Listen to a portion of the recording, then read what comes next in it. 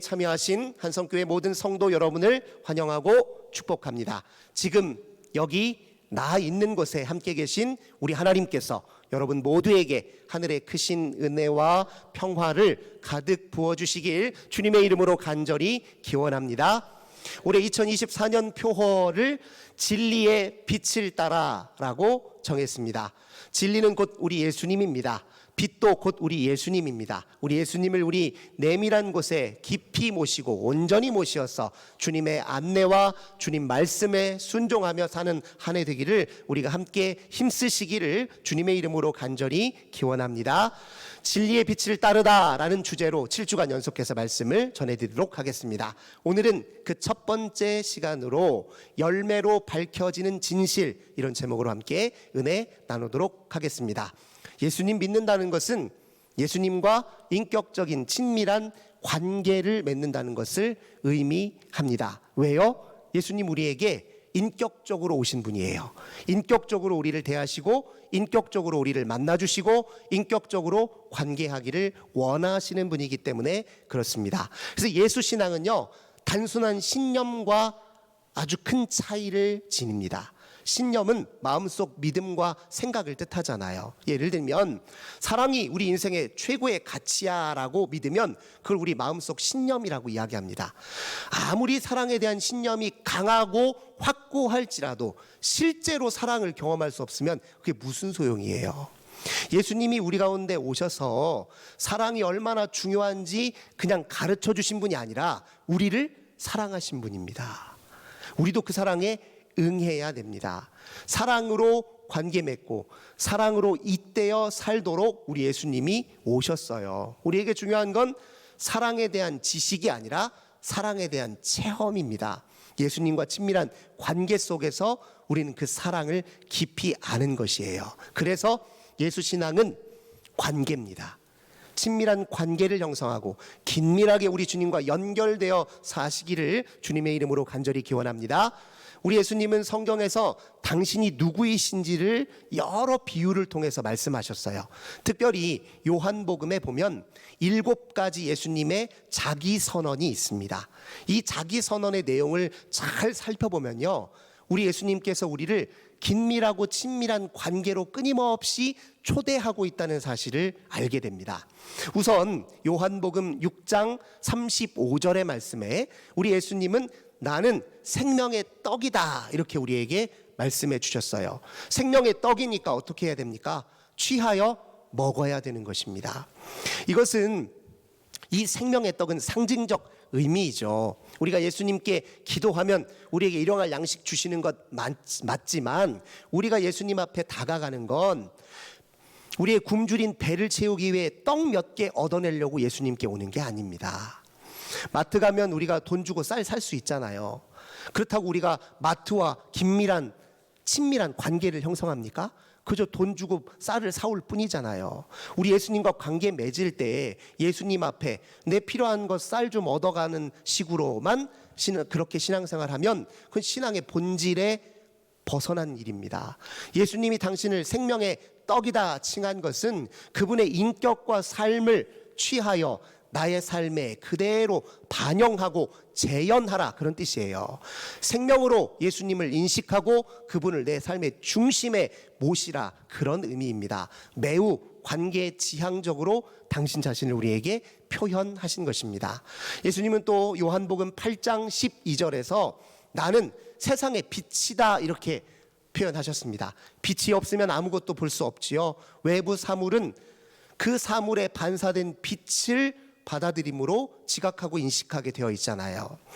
그래서 모든 지각은 빛에 의존되어 있습니다. 외부 사물이야 태양빛에 의존하여 인식한다고 치더라도 우리 내면의 차원의 세계, 영적 세계, 우리 삶의 깊이에 담겨져 있는 의미는 무엇으로 우리가 알 수 있겠습니까? 어디에 의존해서 알 수 있겠습니까?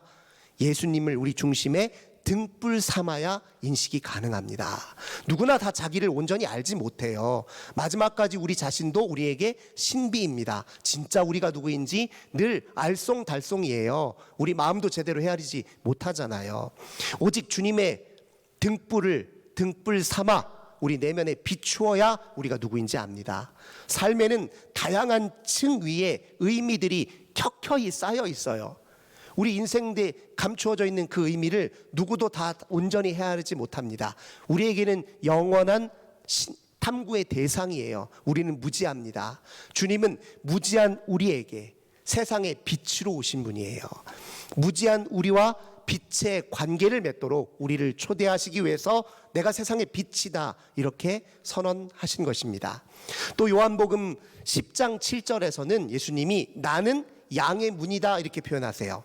그리고 10장 11절에서 나는 선한 목자다 이렇게 표현하셨습니다. 예수님이 우리에게 양의 문으로 선한 목자로 오신 이유는 무엇입니까? 우리는 양과 같이 연약하기 때문에 그래요. 누구나 자기 한계를 깨닫고 자기 유한성을 자각하고 자기의 불완전을 온전히 인정한다면 완전하시고 온전하신 주님, 선한 목자 되신 주님을 의지해야 잘 살 수 있고 제대로 살 수 있다는 것을 알 수 있지 않겠습니까? 주님이 우리 곁에 가까이에서 우리를 지키시고 돌보시는 선한 목자이시니 우리도 그분 곁을 떠나지 말아야 한다. 이것이 바로 예수님의 자기 선언에 담겨 있는 것입니다. 우리가 우리 자신을 지킬 수 있는 방법은 매우 미천합니다. 세상이 우리의 안전을 보장해 주지도 않아요. 우리가 우리 자신을 위해 택했던 삶의 전략들은 불완전하기 짝이 없습니다. 그래서 주님이 우리를 선한 목자로 양의 문으로 다가오셨고 우리와 그런 관계로 초대해 주신 것입니다. 또 예수님은 요한복음 11장 25절에서 나는 부활이요 생명이다. 14장 6절에서는 내가 곧 길이요 진리요 생명이다 이렇게 표현하셨어요. 생명에 이르는 길로 당신 자신을 제시하셨습니다. 그 길 위에 서도록 예수님을 통과하도록 예수님과 함께 하도록 그 관계 속으로 우리를 초대하신 겁니다. 우리가 온전한 생명, 성경에서 말하는 생명은 하나님께서 부여하시는 참되고 온전하고 풍요한 삶을 가리키는 거예요. 어디에 참되고 온전하고 풍요한 삶이 있습니까?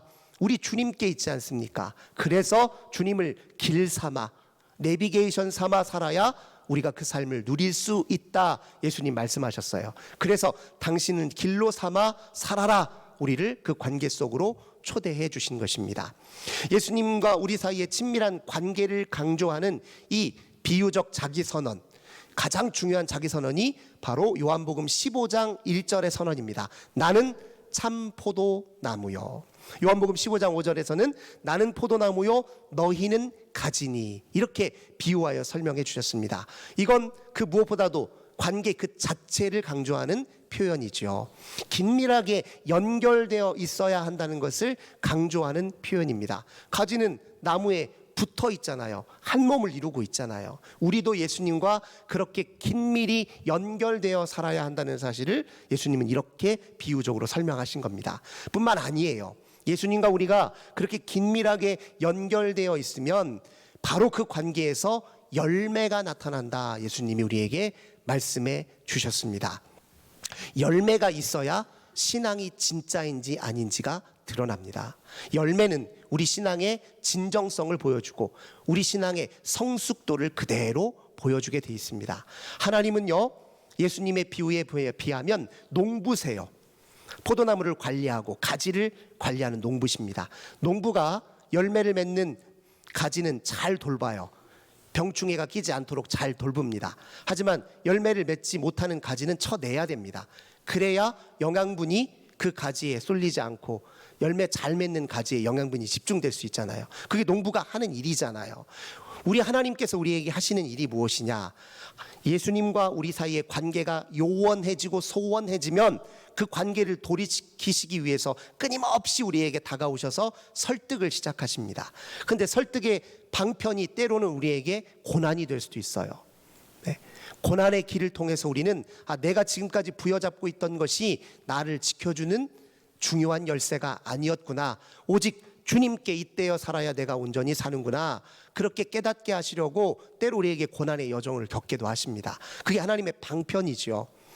그리고 우리가 주님과 긴밀히 연결되어 있으면 우리가 더 온전한 열매를 맺도록 도와주시는 분이 하나님이시다. 예수님은 그렇게 우리에게 표현해 주셨습니다.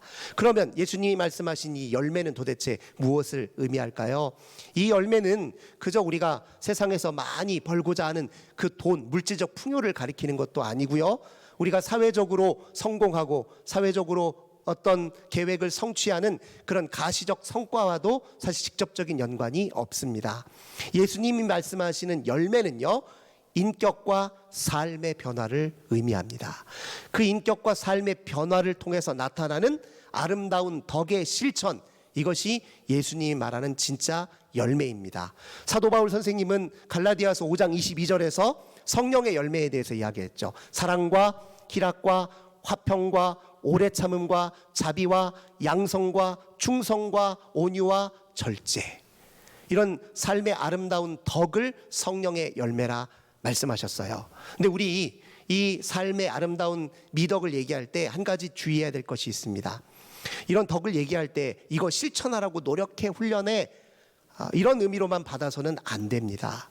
본래 이런 아름다운 삶의 미덕은요, 내게 아니라 주님 것이라는 사실을 인정하는 게 제일 중요합니다. 주님을 잘 모시고 주님과 긴밀하게 연결되어 있어야 주님께서 우리의 내면의 토대를 바꾸시고 우리의 인격을 변화시키고 우리의 삶을 달리 변화시키셔서 그런 덕을 실천할 수 있도록 도와주시는 거예요. 그러니까 단순히 노력하면 안 돼요. 사랑하려고 애쓰는 것 중요하죠. 하지만 그 사랑의 원천 되시는 주님과 긴밀하게 연결되어 있는 게 훨씬 더 중요해요. 그것 없이는 그 사랑의 한계가 분명하고, 그것 없이는 오래 참는데도 분명하고, 한계가 분명하고, 평화를 이루는데도 한계가 분명합니다. 그렇게 긴밀하게 연결되어 있어야 우리 삶에 온전한 열매가, 삶의 실천이 가능해지는 법입니다. 예수님은 인격과 삶의 변화를 우리에게 열매로 가르쳐 주셨잖아요. 인격과 삶의 변화는 건 무엇을 뜻합니까?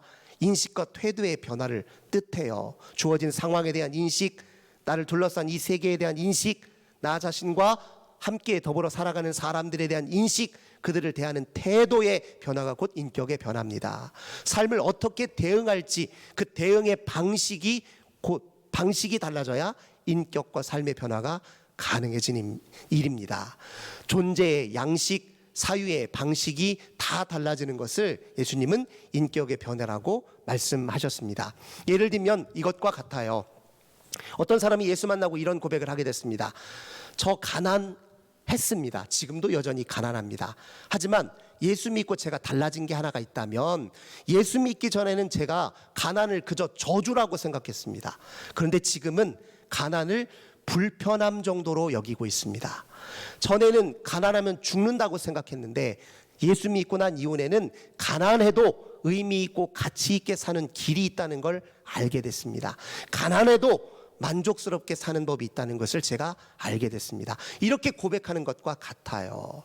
만약에 우리 예수님을 믿고 그의 인격과 내면이 달라져서 그의 인식과 태도가 달라져서 주 앞에 이런 고백을 드릴 수 있다면요, 그런 사람들에게 부여되는 외적 풍요는 건강합니다. 건강한 사람 손에 쥐어진 돈은 사랑의 도구가 되지만, 건강하지 못한 사람들의 손에 쥐어진 돈은 무기가 될 수 있습니다. 자기 영혼을 해치고 타인을 해치고 관계를 해치고 세상을 망가뜨릴 무기가 될 수 있어요. 그러니 어떤 고백 속에서 풍요를 맞이하느냐가 중요합니다. 인격의 변화를 통해서 내적으로 풍요해야, 온전해져야 우리가 외적으로 진짜 참 풍요를 맛볼 수 있고, 하나님은 그런 사람들에게 물질을 주기를 원하시고 그런 사람들이 부유해지기를 지금도 기다리고 계십니다. 예수님께서 그런 진짜 풍요, 진짜 변화를 우리에게 가르쳐 주신 거예요. 근데 이 열매가 어디서 나타난다고요? 긴밀하게 연결되어 있을 때, 예수님과 어떻게 긴밀하게 연결되어 있을까요? 당연히 우리 삶의 실천과 영적 태도와 지향점이 있어야 됩니다. 우선 예수님은 요한복음 15장 4절 말씀에 나의 안에 거하라, 이런 말씀을 하셨어요. 친밀한 관계의 이야기를 하시면서 나의 안에 거하라, 나의 안에 거하. 주님 안에 어떻게 거할 수 있을까요? 세 가지로 저는 구체적으로 말씀을 드리고 싶습니다. 첫 번째, 주님 안에 거하여 살고 주님께 온전히 긴밀하게 연결되어 살려면 여러분, 우리 인생을 주님께 내어 맡길 수 있어야 됩니다. 내어 맡긴다는 말도 좀 아리송하지요. 구체적으로 얘기하자면 우리의 삶의 순간순간 멈춰서서 주님을 바라보는 일을 의식적으로 반복적으로 실천해야 됩니다. 시편 46편 10절에서 시편 기자가 이런 말씀을 해요. 너희는 가만히 있어 내가 하나님 됨을 알지어다, 이런 얘기를 합니다. 하나님 앞에 멈춰서는 것이 주님께 내어 맡기는 일이에요. 마치 운동선수가요, 시합을 앞두고 경기에 임하기 직전에 제일 먼저 하는 일이 뭘까요? 고요하게 자기 호흡을 차분하게 가다듬는 일입니다. 자기 호흡을 고요하고 차분하게 가다듬고 잠시 휴지기를 가져요. 그리고 나서 시합에 뛰어드는 것입니다. 우리 삶에 정말 폭포수처럼 쏟아지고 달려드는 갖가지 삶의 문제와 과제들이 있어요. 풀어야 될 숙제들이 있어요. 있지만 그냥 조급하게 성급하게 뛰어들 것이 아니라 잠깐 멈춰설 줄 알아야 됩니다. 시편 46편의 기자가 너희는 가만히 있어 하나님 됨을 알지어다 말씀하실 때 어떤 맥락 속에서 그 이야기를 하느냐, 산이 요동치고 바다가 요동치고 산이 흔들리고 바다가 요동치고 사방에 나를 해하려고 하는 사람들이 나를 에워싸고 나를 지금 당장이라도 공격해서 무너뜨리려고 하는 사람이 있을지라도, 그런 현실의 직면에 있을지라도 너는 우선 가만히 있으라는 거예요. 그리고 내가 하나님임을 인정하라는 겁니다. 우리가 삶에서 해야 되는 일이 이거예요. 순간순간 주님을 의식해야 됩니다. 잠깐 멈출 줄 알아야 돼요. 잠깐 멈춰서서 주님을 바라볼 줄 알아야 됩니다. 이게 주님과 우리가 긴밀하게 연결되어 사는 일입니다. 관계는 항상적 관계로 성장해야 돼요. 즉 어쩌다 한번 관계 맺는 것이 아니라, 어쩌다 한번 뜨겁게 관계 맺었다가 어떤 때는 식었다가 아니라 항상적 관계, 늘 긴밀하게 연결되어 있는 관계를 맺어야 돼요. 그러려면 우리가 수시로 순간순간 우리의 삶을 잠시 가만히 멈추고 주님을 바라볼 수 있어야 됩니다. 동시에 내가 택했던 생각과 행동 전략을 보류할 수 있어야 됩니다. 꼭 이렇게 생각할 필요 없잖아. 꼭 이렇게 대응할 필요 없잖아.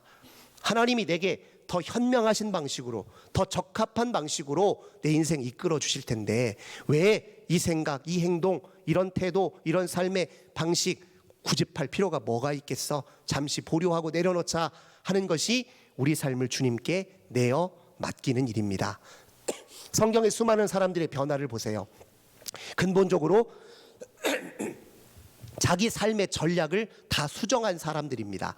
이제까지 내가 나를 위해서, 내가 나를 지키기 위해서 택하여 취하였던 모든 삶의 전략들을 내려놓고 주님 말씀으로 다시 인생을 재구성하고 새롭게 다시 시작하는 것이 성경에 등장하는 수많은 사람들의 인물의 변화의 공통점인 것입니다.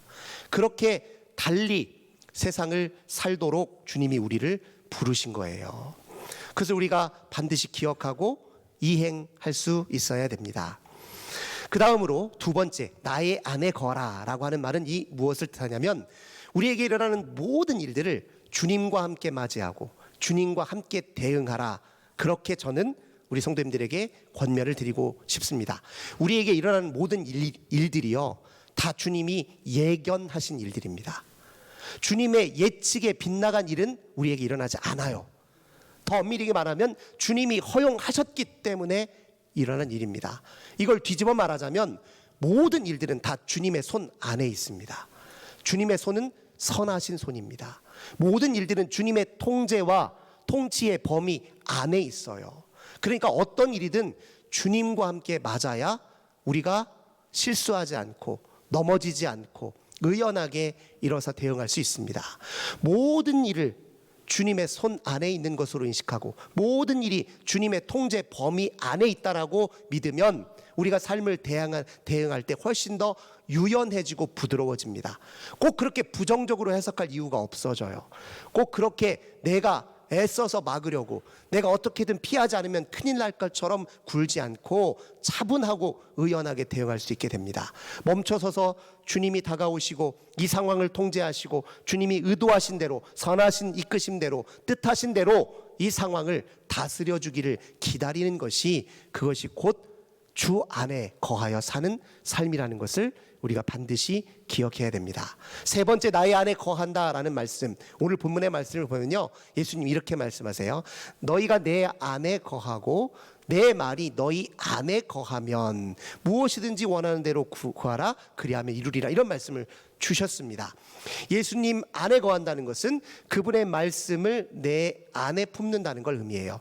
주님의 말씀이 내 속에서 역동해야 그것이 주 안에 사는 방법입니다. 주님의 말씀이 역동한다는 게 무엇을 의미합니까? 누구나 2024년 새해 시작할 때 자기 나름의 계획을 세우셨을 거예요. 원하는 것도 있죠. 이루고 싶은 소망도 있습니다. 그걸 이루기 위해서 무엇을 준비해야 되는지 나름의 삶의 계획도 짰고요, 전략도 세웠습니다. 그런데 그 모든 것 하나님 앞에 내어놓고 예수님의 말씀, 주님의 말씀으로 다시 재점검해야 주의 말씀이 우리 속에 역동할 수 있습니다. 주님 말씀을 가슴에 품고 이행하는 사람에게 주님과의 긴밀한 연결이 이루어진다는 사실을 말씀을 통해 예수님은 우리에게 가르쳐 주셨습니다. 그렇게 긴밀히 연결되어 있어야 우리에게 변화의 열망가 나타납니다. 진정한 풍요의 삶이 우리 삶에서 전개됩니다. 사랑하는 성도 여러분, 우리 신앙을 열매로 늘 재확인하십시오. 내게 어떤 변화가 나타났는지, 이제까지 앞으로 어떤 변화를 기대하고 있는지 늘 주님의 말씀을 통해 비추어 살펴보십시오. 그게 우리 신앙을 점검하는 일입니다. 주님과 어떻게든 긴밀히 연결되는 일에 힘써야 됩니다. 아무리 바빠도, 아무리 급한 일도 주님을 기다리고 만나는 일보다 바쁜 일 없습니다. 중한 일 없습니다. 그렇게 받아들이시고 주님과 함께 우리 인생을 사시되 긴밀한 연결 속에서, 친밀한 관계 속에서 사시는 참 신앙인들 다 되시길 주 예수 그리스도의 이름으로 간절히 기원합니다. 좋으신 주님 감사합니다. 우리 하나님 앞에 받은 말씀 그대로 이행하고 실천하는 저희들 되게 하옵소서. 예수님의 이름으로 간절히 기도드립니다. 아멘. 이